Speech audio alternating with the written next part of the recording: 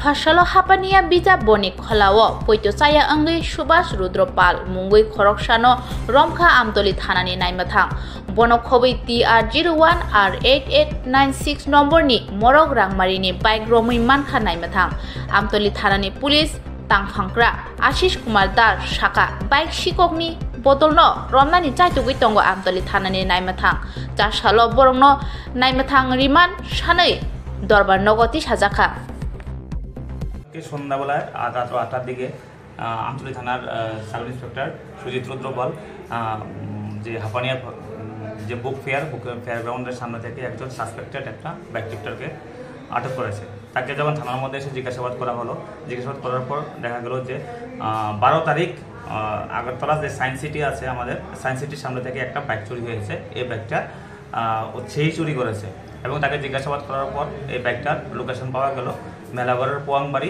রঞ্জিত সরকারের কাছে, যে রঞ্জিত সরকারও ওই চুরের সাথেই যুক্ত। ঠিক আছে, তখন রাত্রেবেলায় ভোর রাত্রে রেড করে ওই রঞ্জিত সরকার এবং যে চুরি যাওয়া যে বাইকটাকে আমরা রিকভার করেছি এবং তাদেরকে এনেছে, জিজ্ঞাসাবাদ চলছে।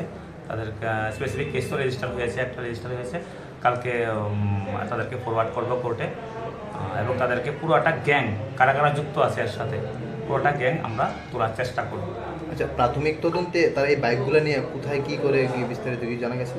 আর তারা পুরোটা বলেনি এখনো, আমরা জিজ্ঞাসাবাদ চলছে এখনো।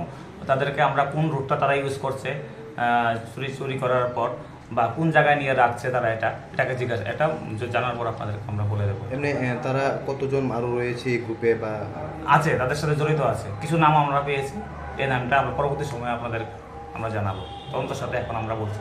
কতজনকে আটক করা হয়েছে, কয়টা বাইক রিকভারি করা হয়েছে? 2 জনকে আটক করা হয়েছে, একটা বাইক রিকভারি করা হয়েছে এখনো। গতকাল যেখান থেকে আটক করেছেন তারা কি চুরির উদ্দেশ্যে এসেছিল কোনো বাইক বা? হ্যাঁ, এটা চোরের উদ্দেশ্যে এসেছিল তারা। কালকে এখানে একটা মাস্টার কি ছিল ওর কাছে, এই মাস্টার কিটা ছিল ওর কাছে, ও চেক করছে বিভিন্ন বাইকের মধ্যে।